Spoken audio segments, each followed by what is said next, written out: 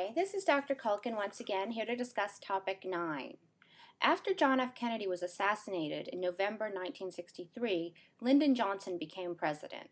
Skilled at working with Congress, he helped secure the passage of the Civil Rights Act in 1964 and the Voting Rights Act in 1965. He also oversaw the establishment of Medicare, which provided health insurance for those over 65, and the Elementary and Secondary Education Act in 1965, which provided more than $1 billion in federal aids to schools. While successful on the domestic front, Johnson also took the nation deeper into the conflict with Vietnam. Both Kennedy and Johnson embraced the policy of containment and saw the small country of Vietnam as critical to stopping the spread of communism in Southeast Asia. In 1961, Kennedy had authorized aid to the southern Vietnamese to fight off the northern communist regime led by Ho Chi Minh. Johnson continued the policy of aid to southern Vietnam and expanded support for covert operations. In August 1964, there was a confrontation between American destroyers gathering intelligence in the Gulf of Tonkin and northern Vietnamese gunboats. The next day, on August 5th, Johnson asked Congress to pass a resolution authorizing him to take all necessary measures to repel any armed attack against the forces of the United States and to prevent further aggression, and Congress agreed. The resolution gave Johnson's broad power in the conflict, and full-scale involvement began in 1965. The U.S. began to bomb the North and would eventually send 500,000 troops to the country. Johnson's commitment to Vietnam began to influence his popularity on the home front as there was growing resistance against the war.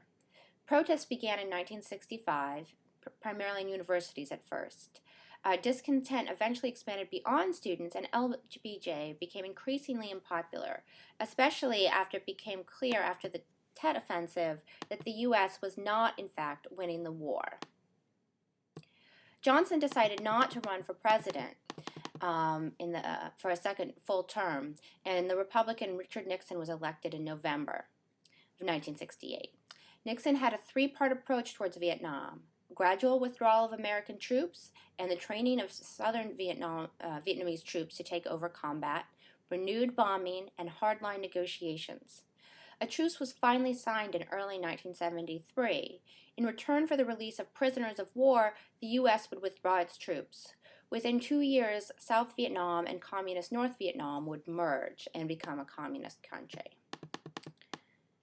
Nixon's biggest success in terms of foreign policy was achieving détente, which means relaxing of tensions, with the Soviet Union. He started by reaching out to and visiting China in 1972, easing the hostility which had existed between the two countries for over 2 decades, since China became a communist country in 1949.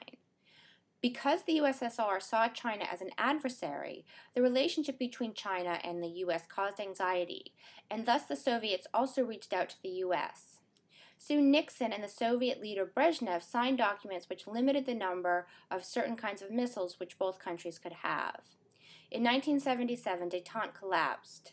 Tension was already growing between the Soviets and the United States, now led by President Carter, especially over the issue of human rights. The breaking point came when the USSR invaded Afghanistan, causing Carter to threaten armed resistance to any further expansion by the USSR towards the Persian Gulf. American society changed a great deal over the 1960s and 70s. The civil rights movement's success with the Equal Rights Act and the Voting Rights Act far from marked the end of civil rights agitation.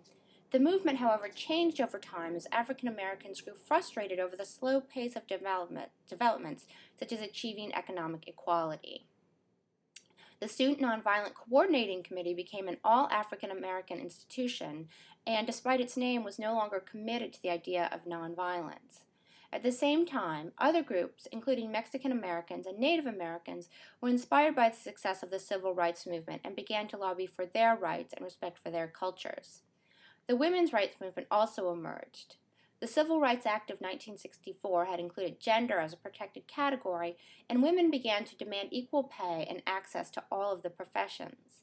At the same time, feminists began to critique depictions of women in the media and social assumption about women's capabilities. The 1970s brought other changes as well.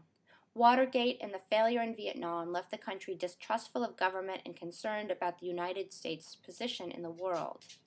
Oil and gas prices rose dramatically due to the United States' reactions to the tensions in the Middle East, which led to an oil embargo, as well as a decline in domestic oil production. Oil prices, as well as federal budget deficits brought on by the Vietnam War, led to dramatic inflation. Foreign competition, as well as the failure to innovate, led to problems with U.S. industry, which had once dominated the world market. Rising prices and the women's rights movement led to an increasing number of women working outside of the home. The divorce rate also began to soar. Americans lived in a very different world by the end of the 1970s than they had in the post-war boom of the 1950s. Okay, that's it for this week. Make sure to participate in the discussion board and answer the reading questions.